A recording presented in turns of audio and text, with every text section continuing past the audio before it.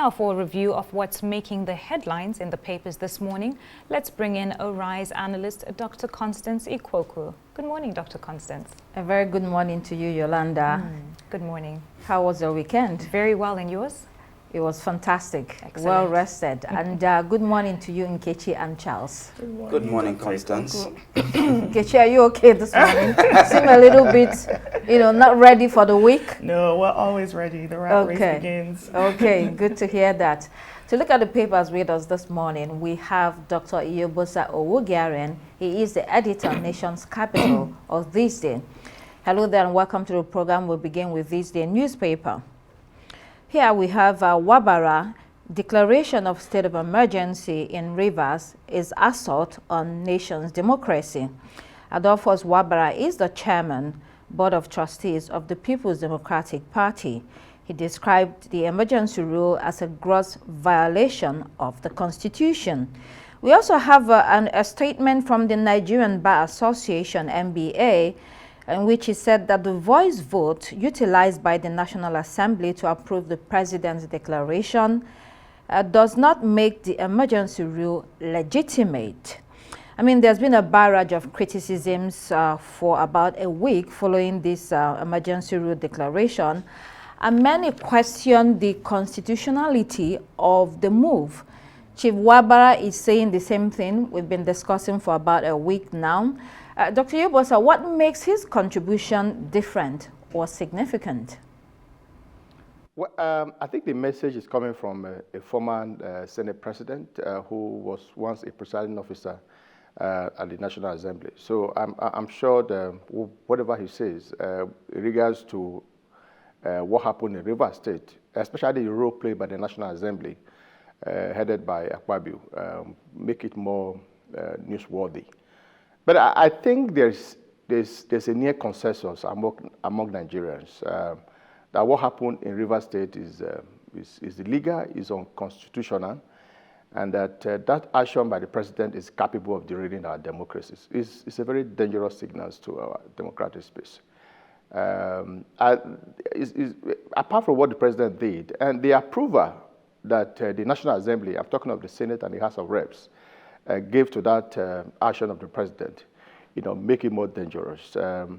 Imagine what the Constitution says, that you must have to third vote, to be able to approve that state of emergency declared by president. But rather than following the legal procedures, rather than following the Senate rules or the House rules, they decided to use voice vote. And from all indications, from what I've heard from lawyers, that action is also unconstitutional, and Wabara also said so. And the former president of the Federal Republic of Nigeria, President Goodluck Jonathan, also reacted that.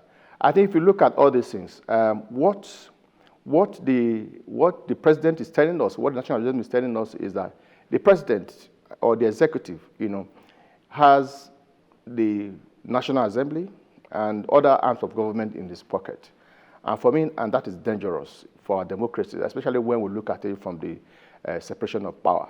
When Akpabio once told us that whatever the president sent to the National Assembly will be approved, for me, that is dangerous for our democracy. And I'm happy that women and Nigerians are speaking out, because if we don't condemn it today, tomorrow it might be another arm of government's turn. But I think the president should find a way to resolve this problem. He has erred, and to err is human. I bet he can also muster the courage to say, look, I've erred, I was not properly advised. Now I have come to a conclusion that what I did was wrong, and he must make urgent move to quickly reverse that decision, because it is legal. It will be on record that a president, President Bola Ahmed Tinubu, who was once an advocate of the rule of law, unilaterally remove an elected governor and elected members of the House of Assembly. It is not done, and we all know that it is wrong.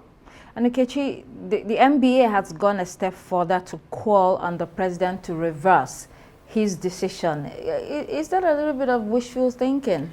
Yes, because we know that President Tinubu is one to take bold decisions and to stand by it, right? And I think what's even more, I think you asked Dr. Iyobosa, what makes Wabara's statement more significant?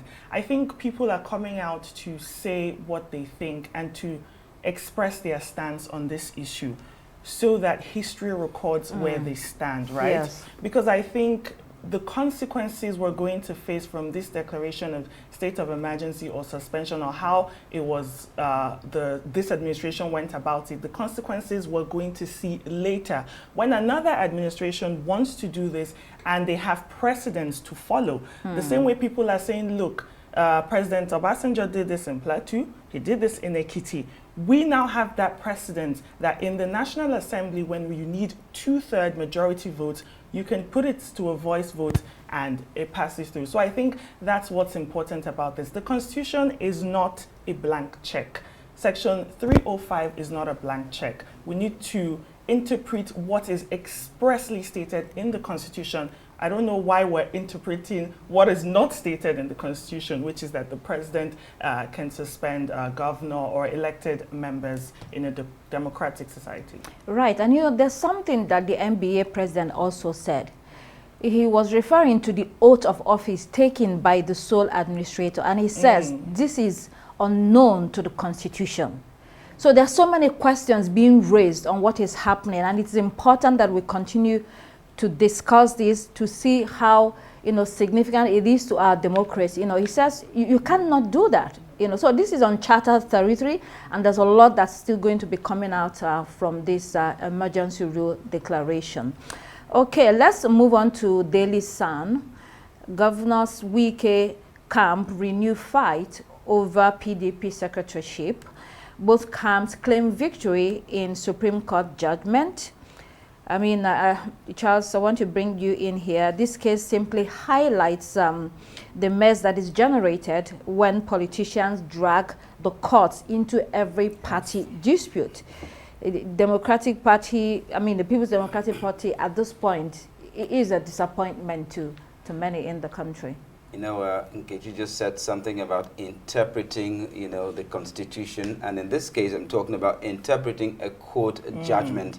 The court delivered judgment, and then both sides are claiming victory. So each party has its own unique understanding of what the Supreme Court has declared as far as the issue of the secretaryship of the People's Democratic Party is concerned.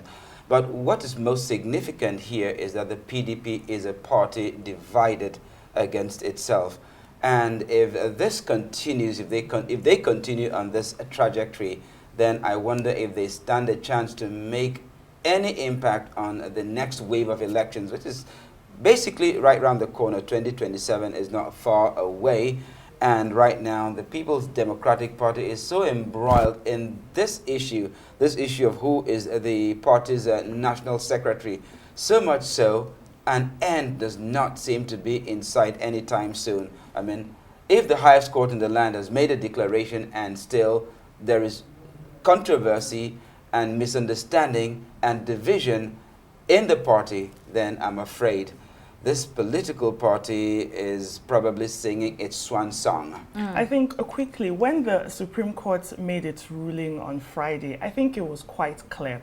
What I thought initially when I saw the dual interpretation was that, look, a lot of people in Nigeria lack comprehension. However, looking deeper into it, it just shows that this party, the PDP, they have deep-rooted internal disagreement and squabbles. Lack of party discipline. Lack of party discipline. And so they understand what the court is saying. They just want to twist it for their own selfish interest. So I don't think it's lack of comprehension, really. Oh, and there's also the chairmanship issue. There's also the chairmanship issue that is yet to be resolved. I think that one is pending. They've jumped on the secretaryship. You know, so there is a long way to go indeed. Yes, a lot for the party to resolve. Okay, let's see New Telegraph. 13% derivation. Oil-producing states begin 2025 earnings with 261.32 billion naira. This amount is compared to 251.35 billion naira earned in the same period last year. So we're seeing an increase. Yolanda, if you want to come in here, little wonder political gladiators battle one another for state leadership and control of resources. Look at what is happening in Rivers State. Yeah. It's one of the oil-producing states. You have all this money, extra money on top of the federal allocation to all these states, and a lot of times they don't have nothing to show for it, or the progress is not comparable to the amount of resources that are coming to those states. Now, I agree with you on what you've just said, and I'm no economist, but I do know and trust what I see with my eyes. And what I do see is that there's very little development going on. We've been hearing this, just as you said, from last year about oil-producing states, you know, set to receive this significant financial boost, and yet nothing to show for it. They say the funds are expected to be used for various development projects and to address the pressing needs, but that's not reflecting in the society. Right. You know, they've been asking for complete, you know, resource control, so to say. Yes. That, you know, whatever is derived from their resources there, and this time around, oil, everything should go to them. They would only remit to the federal government. But even then, it's not exactly as they want, but they are getting significant amounts here. And the question still remains, what are they doing with this money that they're already asking for more? With 8 years, any leader that wants to be transformative in this country can do a lot with kind of resources that we have. You know, smaller African countries, you know, and far less, you know. Let's move on to the Punch newspaper.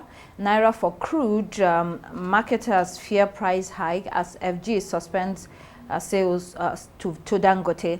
The latest on this story is that marketers are stockpiling products in order to sell at a higher rate. Also, the meeting between the federal government and Dangote refinery on renewing the Naira crude sale is supposed to continue today, Monday.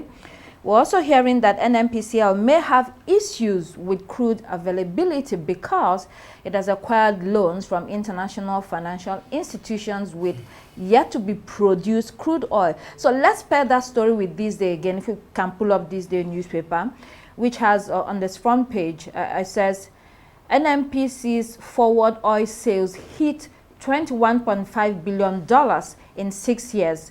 Hubble domestic crude obligation. So, Dr. Yubosa, a lot of problems right here with the NNPC, and we're seeing how this might be affecting the crude for a Naira sale with a Dangote refinery.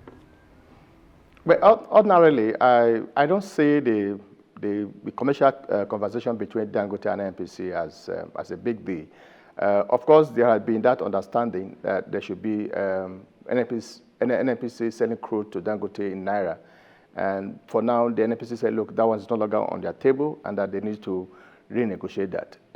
As far as I'm concerned, it's a business transaction, and I don't see why Dangote should put up a public notice saying that for now they want to halt sales of crude oil, of PMS, you know, to marketers in Naira. Yes, I agree that Dangote has invested so much in a refinery, and he also wants to do business and also make profit at the end of the day. So everything must be done, you know, by the federal government to support Dangote. But that shouldn't. We should I think Dangote and the NNPC should de-emphasize this infighting.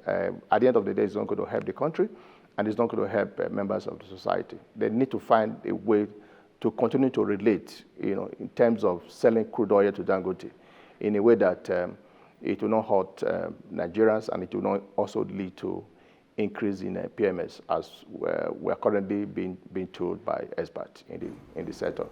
I mean, I guess it's a big topic because of how it will affect the cost of fuel, and how fuel is already very expensive, you know, so people want to see whether we can get a cheaper fuel, but if it doesn't happen, it's a big issue. Yeah, I'm sure they like you said, they are continuing the conversation today. At the end of the day, I'm sure they will find a solution to that. But like I said, what is more important is that the conversation between Dangote and the refinery should not affect members of the public, because we're already buying almost at about 800 and something naira per liters. There was some are still selling at about 975 or 977. So the point I'm making is that they must do everything. The federal government, has a huge role to play in the conversation between NNPC and Dangote. They must resolve the matter in such a way that at the end of the day, Nigerians will be the beneficiary of that conversation. Let's look at Abuja Enquirer. Police set to quiz Senator over KGB claims. Senator Sunday Karimi, I think, got himself in hot water recently after he claimed that Russia's KGB has infiltrated the National Assembly. Now, the police is hot on his heels. They're going to be questioning him on these allegations that he has made. And then we also have other papers. Can we see Leadership, a newspaper? Here, 11 million children battling with severe food poverty.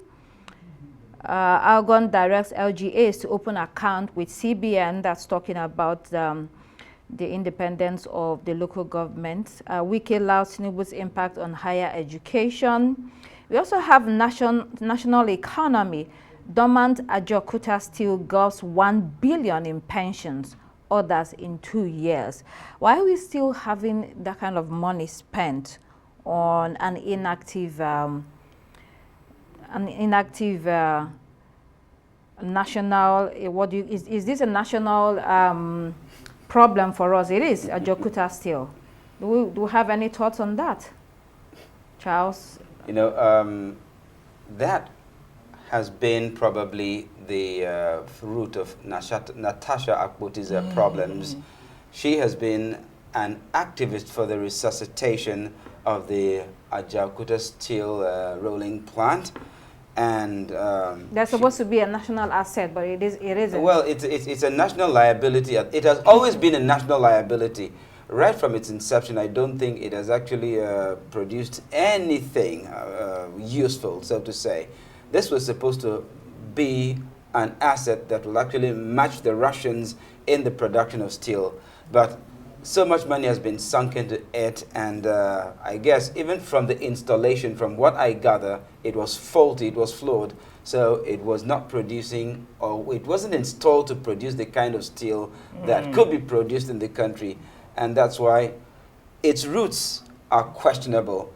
And all efforts to ensure that this national asset becomes a real asset have failed, and it still remains a white elephant project and a national liability, unfortunately. Okay, let's look at the international headlines for you today. Daily Graphic: you can't be a miner in government, President Mahama to appointees. Throughout last week, we saw stories on illegal mining in Ghana and the government trying to clamp down on that. So the president is now telling ministers that if you want to join my government or be in position of authority, you cannot be a miner, whether legal or illegal. Then on to Citizen newspaper. Cold, dark winter looms. Here, talking about electricity problems in South Africa. It's going to persist even during the winter period. And then the Times newspaper. Chancellor risks war with unions over spending cuts. A specter of strikes as Reeves prepares call of 50,000 civil servants to balance books in spring statement. Yolanda, you can come in here. The Starmer government marching ahead with policies they term, they see necessary to keep the country afloat. And this reminds me of Nigeria. We have that Oronsanya report. We've been moving from one government to the other, that we've refused, or we refused actually to implement it. There was so much fanfare and noise made about it earlier, sometime last year, but we haven't seen any movement on it. Well, sincerely, it's one of those headlines where we have to truly wait and see. I think what Starmer's government is trying to do at the moment is very high risk. It's, not the time, because the economy is basically on its knees and has been struggling. Some of the key points that were mentioned about this budget updates was that, there's still a speech that's going to be given on Wednesday, and that there's going to be about 10,000 public sector jobs that are meant to go. And that is such a staggeringly high number. Last week we spoke about the NHS and the issues that were going on there.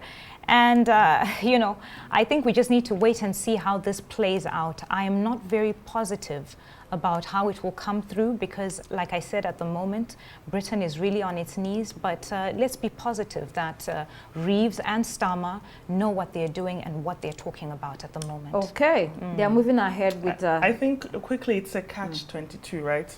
You cut too much, you risk, you have a lot of risk, especially in this type of situation. The system might collapse. These are people, they're human beings. Apart from the 10,000 that we see as numbers, these are actual human beings that are going to lose their job. You don't cut too much, you'll be accused of fiscal irresponsibility.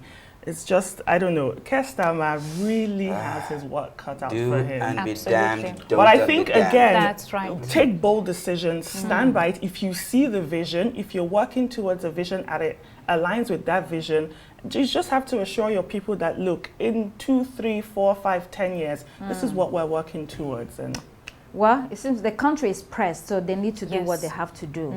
Still on the Times, we have the Pope's recovery on the front page there. We have a picture of him good to see leaving that. the Rome hospital and going to the Vatican. And Vatican. Then finally, Financial Times, Canada vote, Carney sets election date. The new Prime Minister Mark Carney calls for snap elections for April 28. From what we are hearing, he needs to do this in order to give Canadians a chance to vote him, either vote him or reject him, because the prime ministership was not based on the general election. So he won the Liberal leadership, but he didn't win a general election. So that has to happen. But pointers are that they are leading in the polls. Before, the Conservatives had a good chance, but it looks like the tables are turning. All right, I think we have to leave it there. Dr. Iyebosa Owogiaren, Editor Nation's capital of This Day newspaper, thank you for coming this morning. And thank you so much, Dr. Constance Ikoku, for joining us this morning and stirring the pot with our newspaper My pleasure. review. Always. That's all we have for you here on Daybreak. I am Nkechi Nana. And I'm Charles Eruka. It's goodbye from me. I'm Yolanda Robert. Please do keep it here on Arise News. The morning show is next. Goodbye.